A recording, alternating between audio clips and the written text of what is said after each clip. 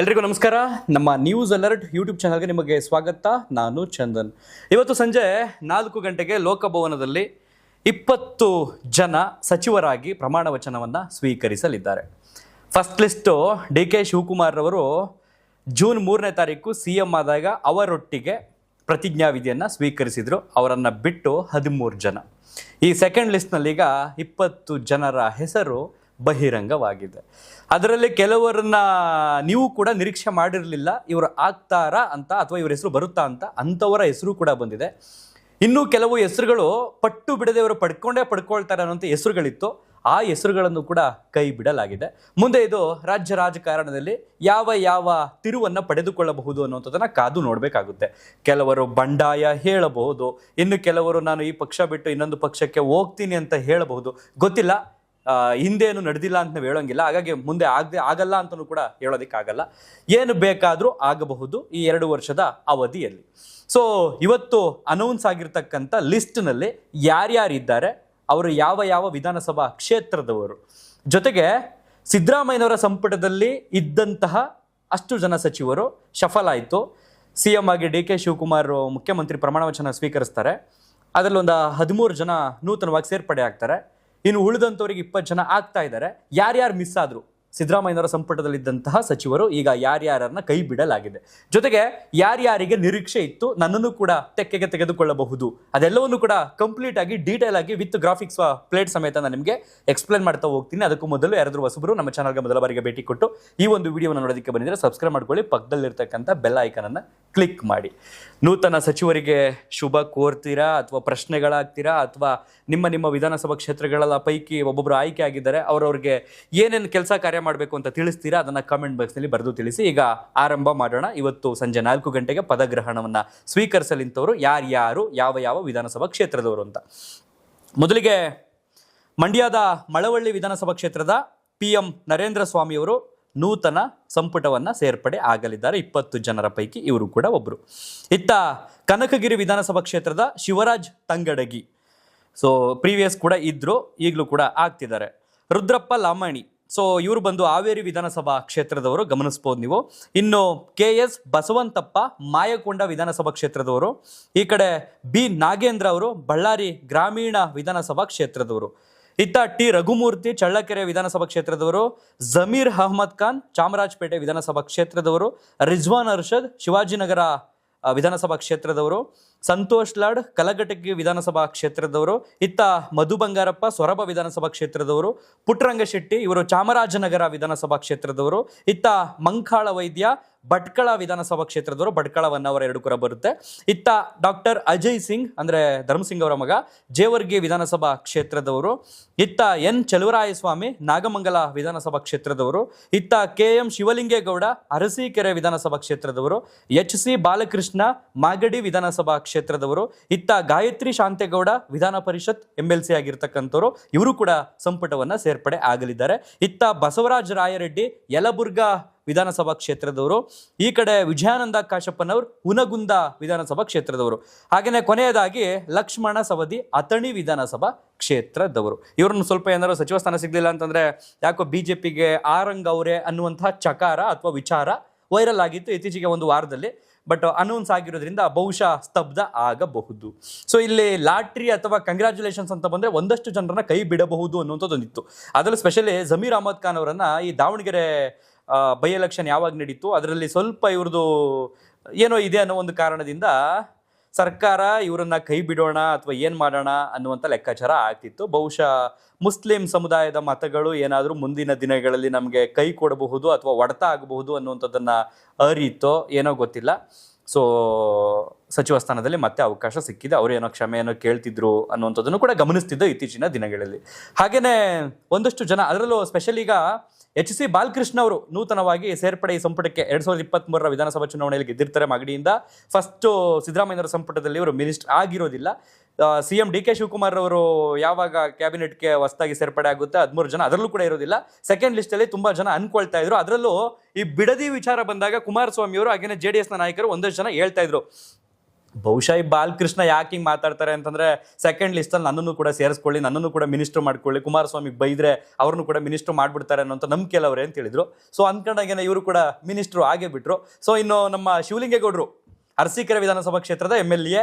So ಅವರು ತುಂಬಾ ನಿರೀಕ್ಷೆಯಲ್ಲಿ ಇದ್ರು, ಈ ಬಾರಿ ಕೊಡ್ತಾರೋ ಬಿಡ್ತಾರೋ ನೋಡೇ ಬಿಡೋಣ, ಆಗಿದಾಗೋಗ್ಲಿ ಅಂತಂದ್ರೆ JDS ಇಂದ ಬಂದಂತವರಾಗಿದ್ರು. ಸೊ ಹಾಗಾಗಿ ಏನ್ ಮಾಡ್ತಾರೆ ನೋಡೋಣ, ಆಗ್ಲಿಲ್ಲ ಅಂದ್ರೆ ಇನ್ನೊಂದು ನೋಡ್ಕೊಳ್ಳೋಣ ಅನ್ನೋ ರೇಂಜ್ಗೆ ಅವರು ಕೂಡ ಇದ್ರು. ಅಂದ್ರೆ ಬೇಸರ ಆಗೋಗಿತ್ತು, ನಾನು ಬಡ್ಡಿ ಮಗುಂದ ಅಲ್ಲಿ ಬಿಟ್ಬಿಟ್ಟು ಬಂದೆ, ಇಲ್ಲಿ ಬಂದು ನೋಡಿದ್ರೆ ನನಗೆ ಇನ್ನೊರೇನು ಕೊಡ್ತಾನೆ ಇಲ್ವಲ್ಲ, ಹಿಂಗೆ ಅನ್ಕೊಂಡಿದ್ರು.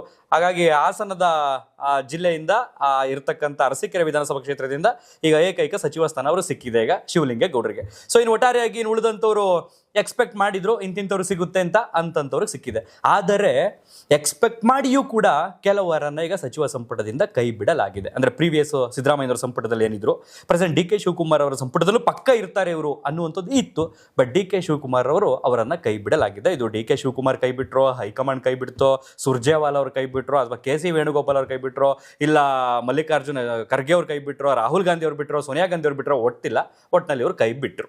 ಇಷ್ಟು ಜನರನ್ನ ಯಾರ್ಯಾರನ್ನ ಕೈ ಬಿಡಲಾಗಿದೆ ನಿರೀಕ್ಷೆ ಇಟ್ಕೊಂಡಂತ ಮಾಜಿ ಸಚಿವರುಗಳು ಅವ್ರದ ಹೆಸರನ್ನ ಅನೌನ್ಸ್ ಮಾಡ್ತಾ ಹೋಗ್ತೀನಿ. ಹಂಗೆ ನೀವು ಗಮನಿಸಬಹುದು, ಆಲ್ರೆಡಿ ನಿಮಗೆ ಫಸ್ಟ್ ಲಿಸ್ಟಲ್ಲಿ MLAಗಳದ ಸಚಿವರಾದಂಥವ್ರ ಹೆಸರು ನಿಮ್ಗೆ ಗೊತ್ತಿದೆ.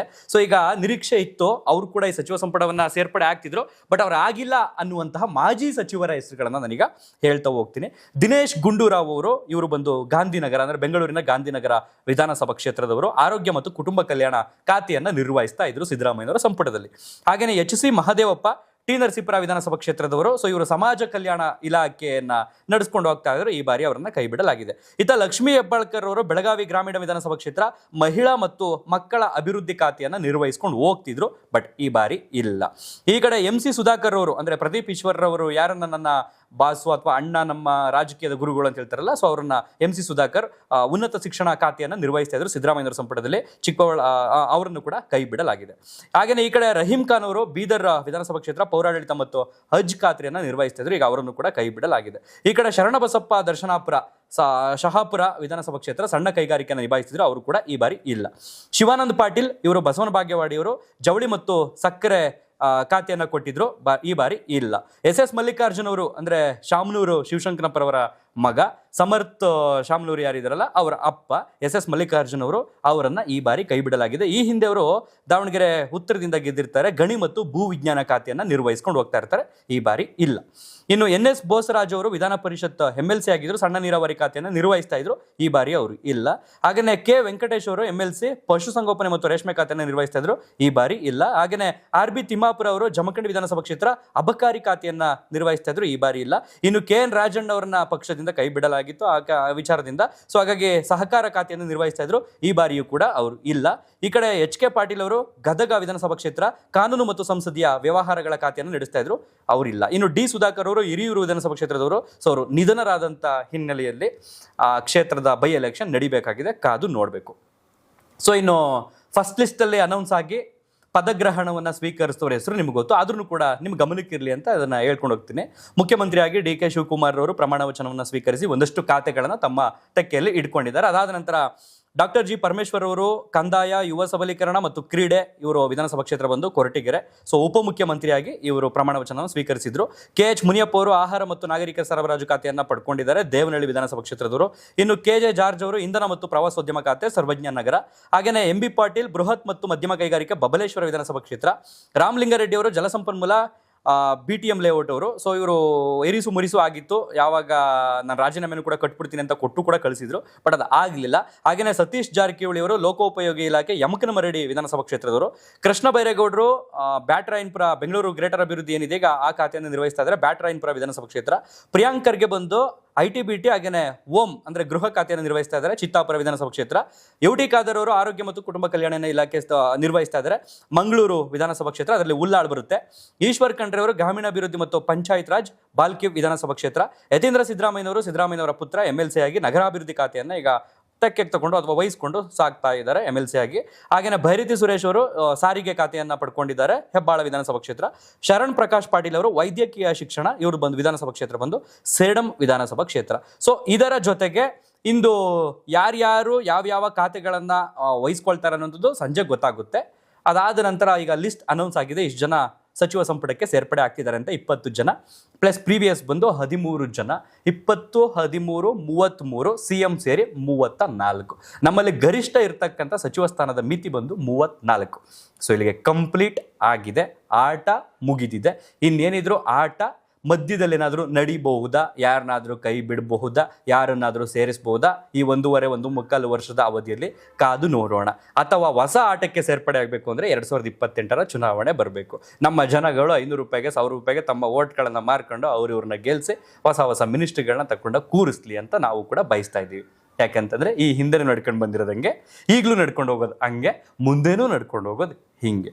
ಸೊ ಇದ್ರ ಜೊತೆಗೆ ಸ್ಪೀಕರ್ ಯಾರಾಗಬಹುದು ಅನ್ನುವಂಥ ಒಂದು ಕುತೂಹಲ ಇತ್ತು. ಆ ಕುತೂಹಲಕ್ಕೂ ಕೂಡ ಇವತ್ತು ತೆರೆ ಬಿದ್ದಿದೆ. ಸೊ ಅಸೆಂಬ್ಲಿಗೆ ವಿಧಾನಸಭೆಯ ಸ್ಪೀಕರ್ ಆಗಿ GS ಪಾಟೀಲ್ ಅವರು, ಹಾಗೇನೆ ಉಪ ಸಭಾಪತಿಯಾಗಿ AS ಪನ್ನಣ್ಣವರನ್ನು ಇಲ್ಲಿ ಆಯ್ಕೆ ಮಾಡಲಾಗಿದೆ. ಇನ್ನು ವಿಧಾನ ಪರಿಷತ್ಗೆ ಸ್ಪೀಕರ್ ಆಗಿ ಚೇರ್ಪರ್ಸನ್ ಬಂದು ಸಲೀಂ ಅಹಮದ್ ಅವರನ್ನು ಆಯ್ಕೆ ಮಾಡಲಾಗಿದೆ. ಹಾಗೇನೆ ಡೆಪ್ಯೂಟಿ ಅಂದರೆ ಲೀಗಲ್ ಉಪ ಸಭಾಪತಿಯಾಗಿ ಅಂದರೆ ಇದಕ್ಕೆ ಸಂಬಂಧಪಟ್ಟಾಗೆ ವಿಧಾನ ಪರಿಷತ್ಗೆ ಉಮಾಶ್ರೀ ಅವರನ್ನು ಆಯ್ಕೆ ಮಾಡಲಾಗಿದೆ. ಸೊ ನೋಡೋಣ ಇವ್ರು 4 ಜನ ಯಾವ ರೀತಿ ಕರ್ತವ್ಯ ನಿರ್ವಹಿಸ್ತಾರೆ ವಿಧಾನಸಭೆಯಲ್ಲಿ, ವಿಧಾನ ಪರಿಷತ್ನಲ್ಲಿ ಏನೇನೆಲ್ಲ ಬೆಳವಣಿಗೆಗಳು ನಡೀತೆ, ಕಲಾಪದಲ್ಲಿ ಏನೇನೆಲ್ಲ ಚರ್ಚೆ ಮಾಡಲಾಗುತ್ತೆ ಈ ರಾಜ್ಯದ ಜನರಿಗೆ ಸಂಬಂಧಪಟ್ಟಂಗೆ, ಸತ್ಪ್ರಜೆಗಳಿಗೆ ಸಂಬಂಧಪಟ್ಟಂಗೆ, ಅದನ್ನೂ ಕೂಡ ಕಾದು ನೋಡೋಣ. ಸೊ ನೂತನವಾಗಿ ಪ್ರಮಾಣ ವಚನ ಸ್ವೀಕರಿಸ್ತಾ ಇರ್ತಕ್ಕಂಥ 20 ಜನ ಶಾಸಕರಿಗೆ, ಮಾಜಿ ಸಚಿವರಿಗೆ, ಭಾವಿ ಸಚಿವರಾಗುವಂಥವರಿಗೆ ನಮ್ಮ ಕಡೆಯಿಂದ ಆಲ್ ದ ವೆರಿ ಬೆಸ್ಟ್. ನಿಮ್ಮ ಕ್ಷೇತ್ರಗಳಿಗೆ, ನಿಮ್ಮ ಜಿಲ್ಲೆಗಳಿಗೆ ಸಾಧ್ಯವಾದಷ್ಟು ಕೆಲಸ ಕಾರ್ಯಗಳನ್ನ ಮಾಡಿ ಜನರ ಮನಸ್ಸಲ್ಲಿ ಉಳ್ಕೊಳ್ಳಿ. ಸೊ ನಾವು ಅದು ಹೇಳ್ಬೋದು, ಇದು ಹೇಳ್ಬೋದು, ಈ ಅಲ್ಟಿಮೇಟ್ಲಿ ಅಂತಿಮವಾಗಿ ಇರುವಂಥದ್ದು ಜನರ ಕೈಯಲ್ಲಿ ಆಯ್ಕೆ ಮಾಡುವಂಥದ್ದು. ಸೊ ಅವರೇ ಆಯ್ಕೆ ಮಾಡಿ ಕಳಿಸಿದ್ದಾರೆ ನಿಮ್ಮನ್ನು ಅಂತಂದರೆ ನೀವು ಅರ್ಹರು. ಸೊ ಹಾಗಾಗಿ ಸಾಧ್ಯವಾದಷ್ಟು ಜನರ ಕೆಲಸ ಕಾರ್ಯಗಳನ್ನ ಮಾಡಿ ಅಂತ ಕೇಳ್ಕೊಳ್ತಾ ಈ ಒಂದು ವಿಡಿಯೋನಿಗೆ ಮುಗಿಸ್ತಾ ಇದ್ದೀನಿ. ಸೊ ಮಿಸ್ ಆದವರು ಬೇಜಾರಾಗಬೇಡಿ, ಬಹುಶಃ ಮುಂದಿನ ದಿನಗಳಲ್ಲಿ ನಿಮಗೆ ಅವಕಾಶ ಸಿಗಬಹುದು. ಸೊ DK ಶಿವಕುಮಾರ್ ಅವರು ಹೇಳ್ತಿದ್ರು ಯುವಕರಿಗೆ ಮೊದಲ ಆದ್ಯತೆ ಇದೆ ಅಂತ, ಬಟ್ ಇದರಲ್ಲಿ ಎಷ್ಟು ಜನ ಯುವಕರಿದ್ದಾರೆ ಅನ್ನೋಂಥದ್ದೇ ಕನ್ಫ್ಯೂಷನ್ ಆಗ್ತಿದೆ.